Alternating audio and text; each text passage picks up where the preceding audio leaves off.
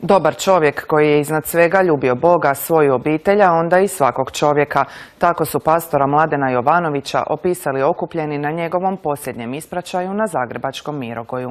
Predstojnik Kristovih crkava u Hrvatskoj iznenada je preminuo prošlog tjedna u 69. godini života. Nakon ispraćaja na Mirogoju, koji je okupio više stotina pripadnika 10-ak crkava iz Hrvatske i regije, Mladen Jovanović u krugu obitelji pokopan je u svom rodnom Donjem Zagonu kod Novog Vinodolskog, gdje je rođen 1945.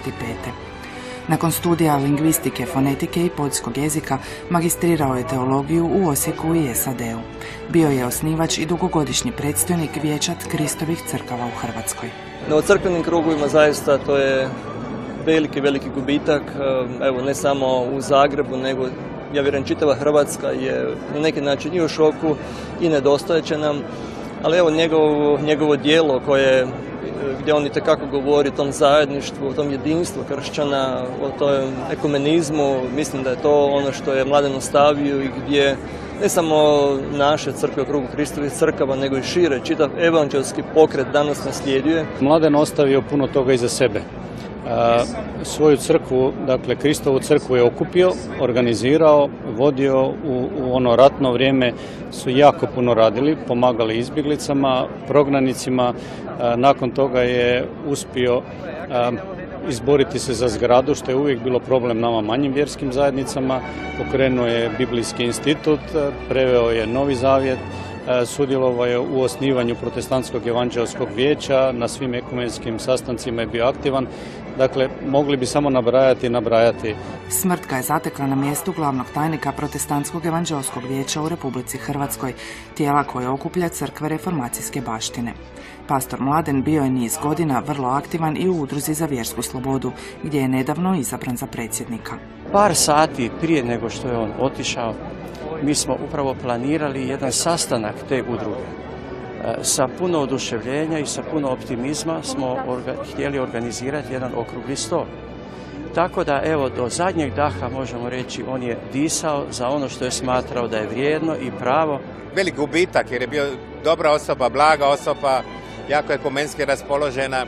Tako da, tamo smo sad počeli surađivati, ovo se nekako osjećam, baš presječen, kako bi rekao, u korijenu. Tako da mi je jako žao i najbolje što možemo učiniti je za njegovu uspomenu da nastavimo raditi, da nastavimo ono što je, one ideje koje on sad donio nove i promovirao kao predsjednik. Mladena su poznavali i voljeli ne samo vjernici njegove crkve. Preko kršćanskog radija Radosna vijest od 1991. njegove su se duhovne poruke emitirale na više radio postaja u zemlji, a slušali su ih vjernici svih denominacija. Posebno se trudio promicati jedinstvo kršćana, pa je i njegova posljednja knjiga I riječ crkvom postade posvećena važnosti rada na približavanju crkava i promociji ekumenizma. Mladen Jovanović će nam svima nedostajati. On je bio kršćanski lider koji je uvijek bio najprije spreman slušati i služiti i na temelju toga donositi mudre odluke.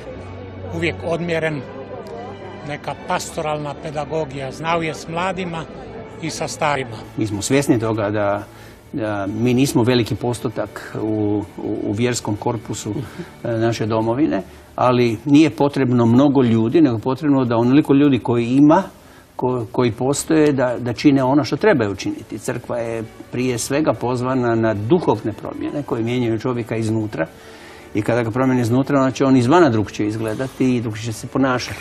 Sa suprugom Dragicom bio je u braku 44 godine, a zajedno su odgojili 2 sina i 1 kćer. Obitelj je Mladenu bila mjesto istinskog življenja vjere, najvažnija na svijetu. Njihov je dom bio uvijek otvoren ne samo prijateljima, nego i svakome tko je došao potražiti pomoć ili riječ utjehe.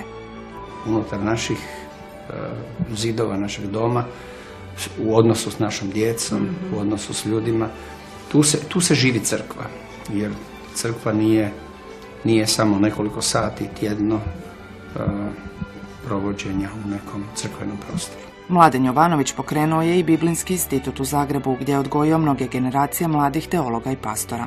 Zbog doprinosa razvoju teologije i Kristovih crkava, Biblijski institut je njemu i supruzi Dragici 2011. godine dodijelio posebnu nagradu za kršćansko vodstvo.